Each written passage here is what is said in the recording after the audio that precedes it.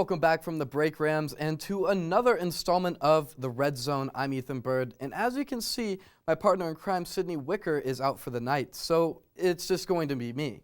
But we start tonight with breaking news from the CSU football team. Running back Marvin Kinsey has been suspended indefinitely, and Coach Bobo refused to make any further comments on it today. That's all the information that we have on the matter, but as the story develops, you can follow us on Twitter for updates at sports_CTV. Well, we talk about Bobo so often, I figured why not make it a part of our show? So welcome to the first official episode of Bobo Watch. At 2-5 on the season, confidence in Bobo's team, ability, and job security are dwindling, but Bobo is still confident. Well, first of all, the season isn't over. We got 5 games left, and I feel confident that we're going to, perform well in those 5 games. If we do the right things and we stay disciplined and trying to get better, we'll have a chance to, compete in all these games. And at the end of the day, we got to go out there and do it on Friday or Saturday or whatever day of the week that we play. I don't sense anything on this team different from when I started the season. Obviously we're 2-5, but that doesn't affect how we work and what we go about our business. We got 5 more opportunities, and the next one's Fresno. The confidence is nice to see, but taking a look at Bobo's record following bye weeks is hard to tell.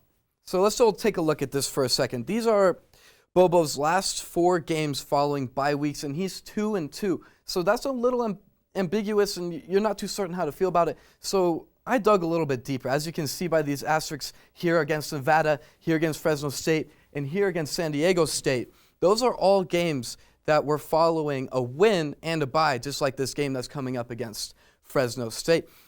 And what you can see in the losses against San Diego State and Nevada, those were both absolute blowouts.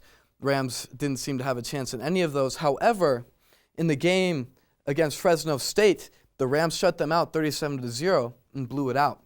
And the Rams are 9-5 all-time against the Bulldogs and have won their last 2 meetings, both under Bobo. But without Marvin Kinsey, it's hard to see how confident you can be in this upcoming game.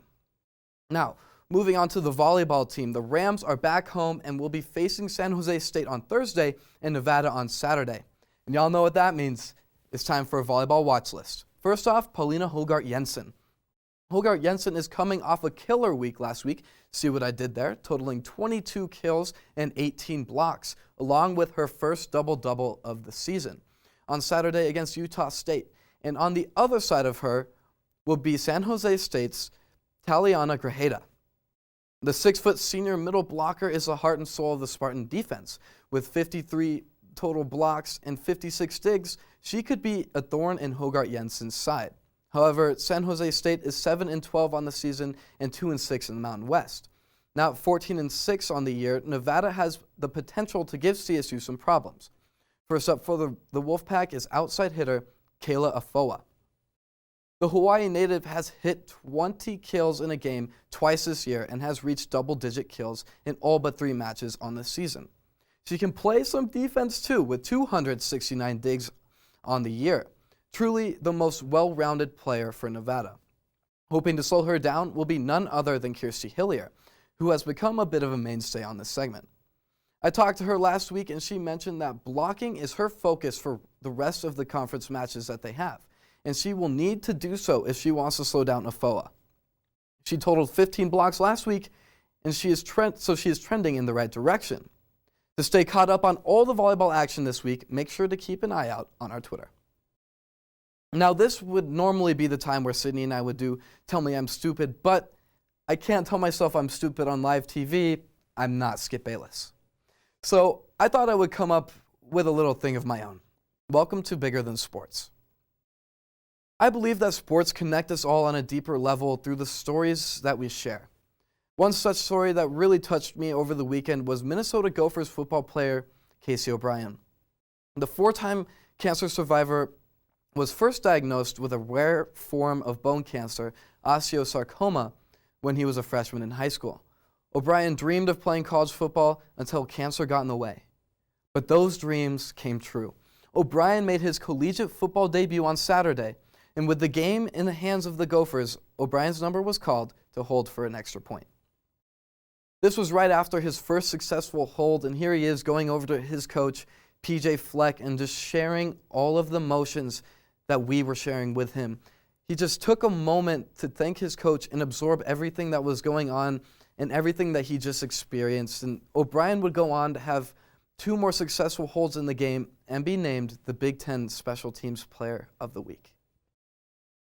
Casey O'Brien's story shows us all the transformative power that sports holds. He now stands as a beacon of hope for anybody affected by cancer, an inspiration for any athlete that has been knocked down, and a reminder that we can overcome anything that stands in our way.